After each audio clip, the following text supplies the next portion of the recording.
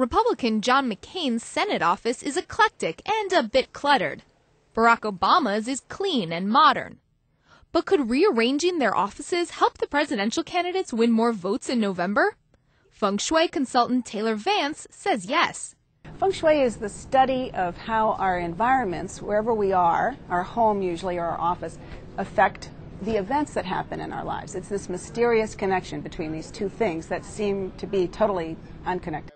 Vance says Obama is off to a good start in creating a Feng Shui-friendly office.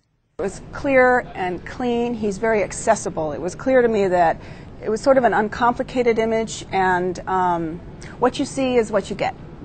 To the left of Obama's office door is a photograph of former South African President Nelson Mandela and a painting of former Supreme Court Justice Thurgood Marshall.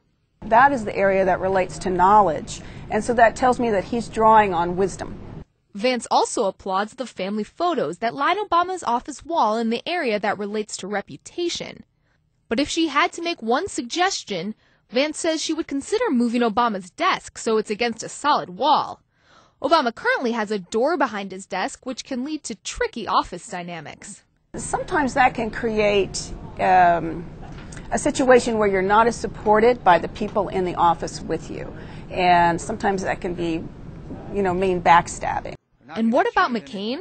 The Republican candidate's office is filled with knickknacks and trinkets he's collected from visitors. Vance says it's time to cut the clutter. When we have a lot of stuff, what happens is that our opportunities get stale, or they never quite arrive, or they never quite arrive in the right kind of condition.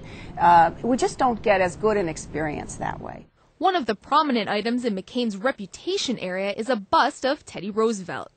Vance says that could give some hints about what type of president McCain would be. So that tells me that about him, that he is known as sort of strong and forceful and, that kind of tanky energy, and maybe that's what he has intuitively chosen.